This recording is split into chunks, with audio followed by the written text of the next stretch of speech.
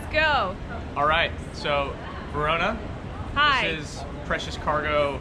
I think we're at like number 7 now, something like that. Really? Are you ready for this? So ready. All right, you're gonna hear a lot of gratuitous bell ringing. Love it. Just be ready for this here.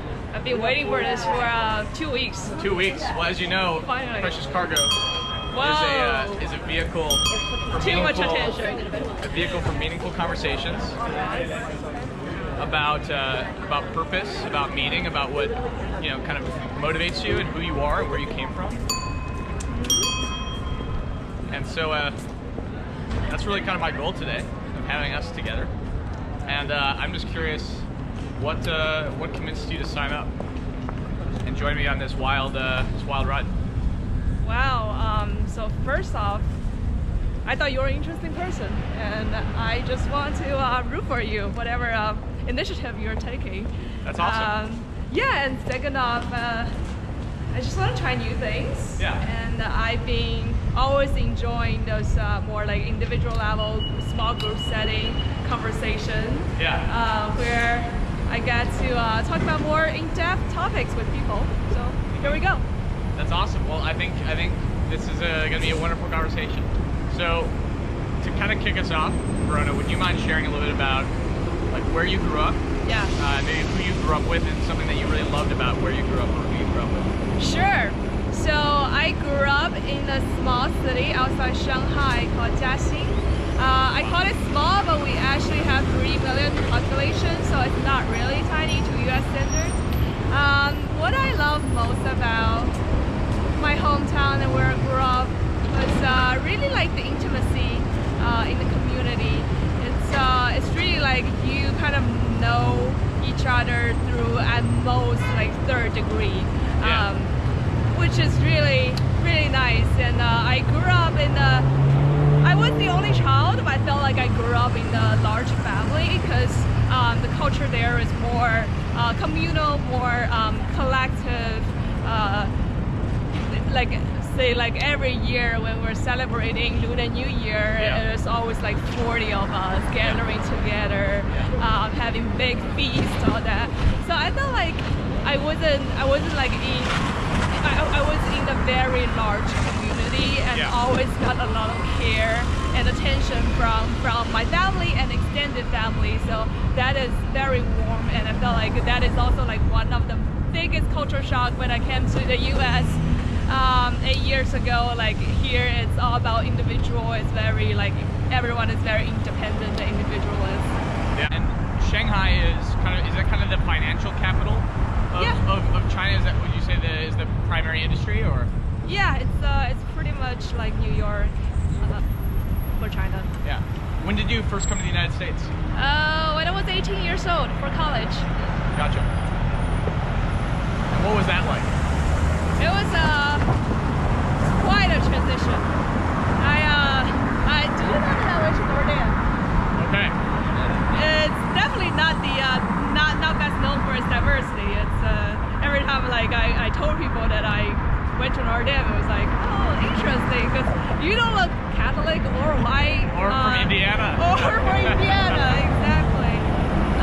So that was a very interesting experience where like I got to step out of my comfort zone and really, kind of almost force myself to immerse into this American culture, whatever that means. And like I went to football games and made friends with people from the Midwest who grew up with like a completely different environment than I did. So that was quite interesting.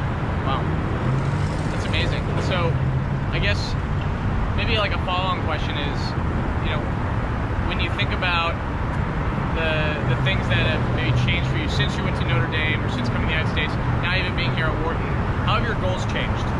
Or how have like the things that have really motivated you changed? Like what are maybe some things that are really important to you now that maybe weren't as important to you a few years ago? Just kind of looking for how the experience of coming to the United States has changed you.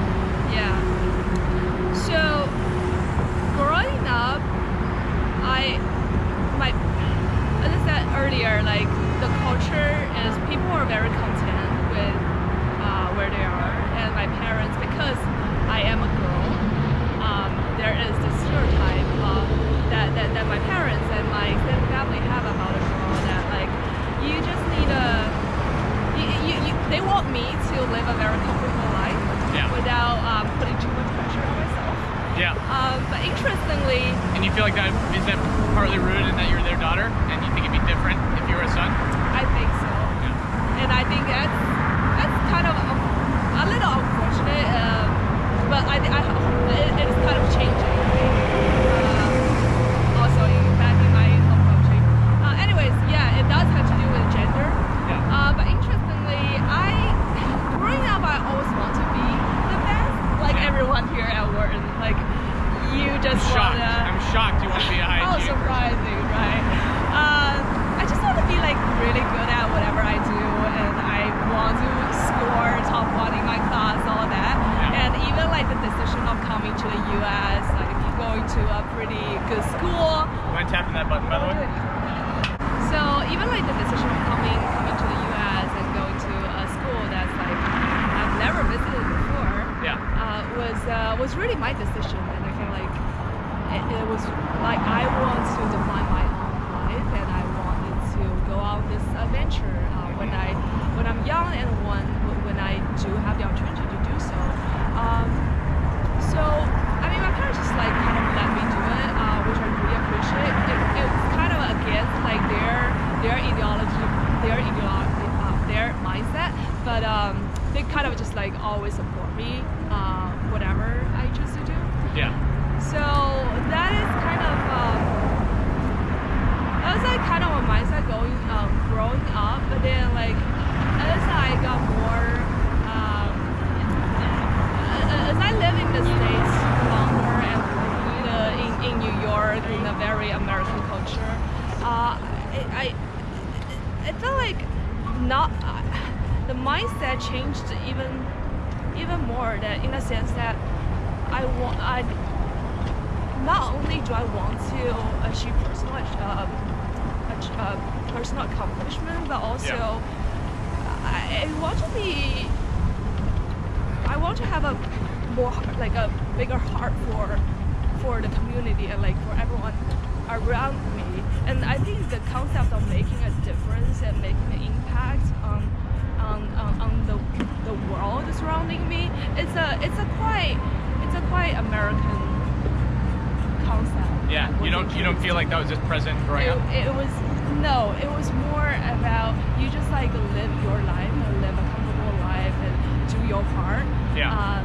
You know, like other people's business, just let themselves mind it. And after I came to Wharton, I felt it was increasingly present, and like it's not enough that you be an achiever, but also like how do you help you know, as a super fortunate person, like we are receiving the top tier education in the world. Like what other like goods can we do to society? Yeah. So, I guess when you think about, this might tie into this kind of question I posed to you, or I kind of prepped you with earlier, but you know, imagine you had a chance to put up a billboard that would be seen by millions, say in both the United States and China. Let's say it's gonna be seen all over the world, Yeah. you know, by millions of people. What would you choose to put on that billboard? I'm really bad at coming up with slogan, but maybe I'll just say think again, or like think twice. Think twice. Yeah, because I feel like there's been, especially in recent years, there's been a lot of chaos going around in the world, and I do think the vast majority of the people across countries, they tend to follow like slogans, some catchy phrases, and without having like in-depth thinking by themselves. Interesting. Yeah. And I felt like the public's opinion can be very easily manipulated. So I think it's like, I think we need more solutions than slogans, just generally. And people need to realize that most of the problems that we are facing are complex problems. There's no black and white, simple solutions to anything. Yeah.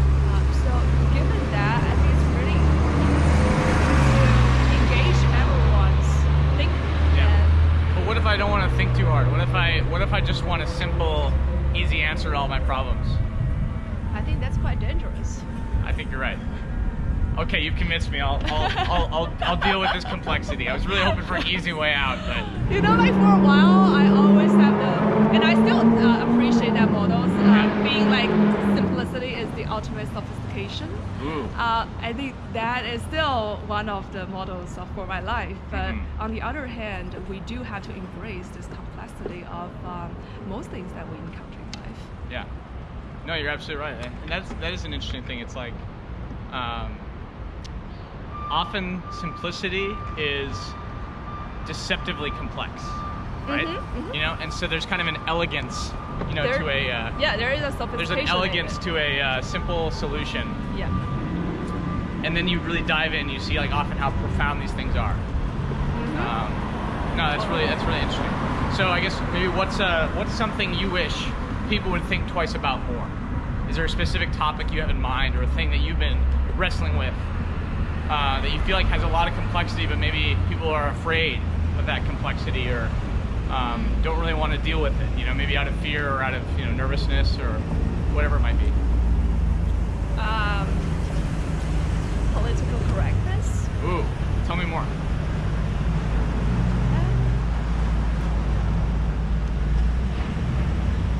I think especially in the Western countries, people are very because the cultural norm is to be open-minded and liberty, free speech. Yes. Then I respect all those rights, but but sometimes the other side of the coin is people being afraid of having an opinion, and that's different than other people's opinion. Yeah. Which kind of results in like conservatism, in the sense that like because I want to be politically correct, I do not want to confront other people's ideas that are different than mine. I want to be polite. Yeah, exactly. Right? And I want to be fully honest. Yeah. So that, on one hand, it avoids conflict, but I think a bigger consequence of that is like it just kind of eliminates or mitigate the chance of people having meaningful conversation, even if there is a lot of disagreement. I feel like seat in the house. I know. Thank you. Maybe last question then is, who do you admire? Who's a student who's had a big impact on you? Give a shout to Diane Ching. She is wonderful. She is wonderful. She just genuinely has a very kind heart, and that really influenced like everything that she does in her life, which I really admire. And I think she does a really good job at like sticking to her original goal and not getting distracted